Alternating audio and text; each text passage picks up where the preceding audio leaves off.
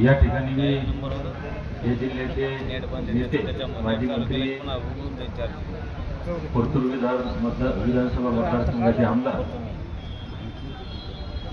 आदरणीय लोणीकर साहेब हे या ठिकाणी आले, मी त्यांचे विशेष आभार मानेल। सकाळपासून भविष्य हे उभं राहायला जागा नव्हती, जे आंदोलनाची ताकद आत्ताच अर्जुन भाऊ खोतकर साहेब माजी मंत्री येऊन गेले, त्यापूर्वी घनसावंगी विधानसभा मतदारसंघाचे आमदार हिकमतदादा ओढाण येऊन गेले, माजी आमदार आता अरविंद अण्णा चव्हाण हे सुद्धा आपल्यात आहेत। ते तुमच्या सगळ्या लोकप्रतिनिधींचे महाराष्ट्रातील 2.5 कोटी धनगर समाजाच्या वतीनं मनापासून आभार व्यक्त करतो की आज पहिला दिवस या ठिकाणी आमचा उपोषणाचा आहे आणि पहिल्याच दिवशी आमच्या भावना लक्षात घेऊन महाराष्ट्रातील तमाम धनगर समाज बांधवाच्या भावना लक्षात घेऊन आपण एक जबाबदार लोकप्रतिनिधी आहात। लोकांचे दुःख, लोकांच्या वेदना यांच्या प्रती आपण संवेदनशील आहात हे आपण दाखवून दिलं, त्याबद्दल परत एकदा आपल्या सर्वांचे आभार व्यक्त करतो।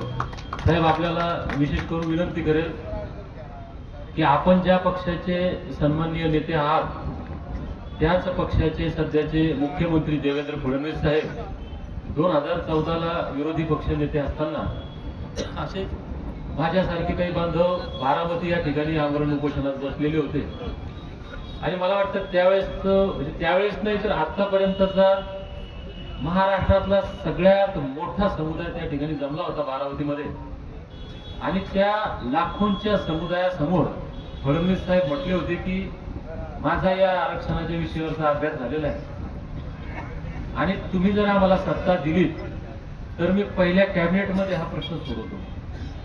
आणि मी वैयक्तिक या गोष्टीचा साक्षीदार आहे। मी अगदी 4 फूट अंतरावर फडणवीस साहेबांच्या बसलेला असताना महात्मे साहेब खासदार, आम्ही त्या संघटनेचे पदाधिकारी होतो, फडणवीस साहेबांनी चव्हाण साहेब कबूल केलेलं आहे की भाजप सत्तेत धनगरांमुळे आलं, मी मुख्यमंत्री धनगरांमुळे झालो, एवढंच नाही तर मी आमदार सुद्धा धनगरांमुळे झालो। तर 25-30 आमदार माझ्याही मतदारसंघात आहेत आणि प्रत्येक मतदारसंघात महाराष्ट्रात असा मतदारसंघच नाही की 20-25 हजाराच्या कमी धनगर आहेत। तर फडणवीस साहेबांनी हा शब्द दिलेला आहे, त्यांनी कबूल केलंय। माझी आपल्याला विनंती आहे की आपण बोलू शकता, आम्हाला माहिती आहे की आपण एक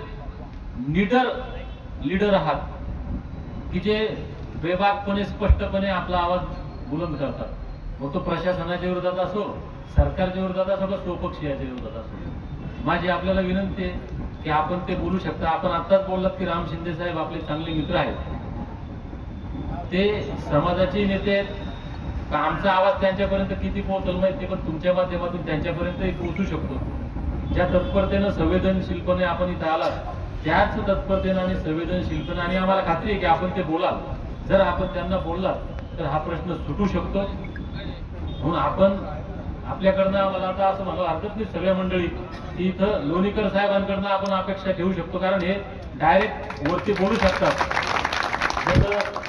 खोतकर साहेब आत्ता गेले, ते एकनाथ शिंदे साहेबांना डायरेक्ट बोलू शकतात आणि योगायोगानं आता माझे आमदार अरविंद अण्णा चव्हाण साहेब आपल्यामध्ये हे सुद्धा अजितदादांना डायरेक्ट बोलू शकतात।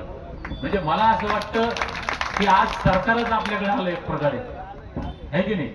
तर आपण तिघांनी जर तिन्ही नेत्यांना जर बोलले, आणि आम्ही एसटी मध्ये काही तकलीफच होत नाही आम्हाला, कारण आम्ही धनगड आहोत। ते यादीमध्ये 36 क्रमांकावर एसटीच्या आहे जातींच्या लिस्टमध्ये, आणि आम्हाला जर विरोध करायचा तर धनगडांनी करायला पाहिजे होता। आम्हाला धनगड विरोध करत नाही म्हणजे इथं धनगड राज्यात नाहीये, जे आहे ते आम्हीच आहेत। दुसरी गोष्ट, आम्ही ज्यावेळेस एसटीत जाऊ त्यावेळेस आम्ही स्वतंत्र 3.5% घेऊन जातोय। आमचं 3.5% आहे ना, आम्ही एनटीसी मागितलं नव्हतं, आम्हाला दिलं। मग आता आम्ही म्हणतो की आम्हाला एसटीसी द्या, आमचं 3.5% एसटीसी करा, मूळ आदिवासींना एसटी ए ठेवा, अजून तुम्हाला कोणाला घ्यायचं एसटी बी करा, डी करा, आमचं काही म्हणणं नाही। इतका साधा सोपा सरळ विषय आहे। धनगर समाज जो आज प्रामाणिकपणे, म्हणजे मी स्वतः साहेब 3दा विधानसभा लढलो, 1दा लोकसभा लढलो, मला मतं नाही दिली धनगरांनी मतं भाजपच्याच लोकप्रतिनिधींना दिली। मग धनगर समाज हा आमच्या सोबत नाही, तुमच्या सोबत आहे।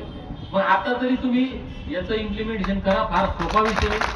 आणि आज म्हणजे मला असं वाटतं की मी जे म्हणलो की हा शेवटचा लढा आमच्या, साहेब किती लढणार, आमचा बाप लढला, आमचा आजा लढला, आम्ही लढतोय, कितीतरी गुन्हे आमच्यावर दाखल आहेत, आमच्या लेकरांनी पण हात लढावा, किती दिवस लढावं?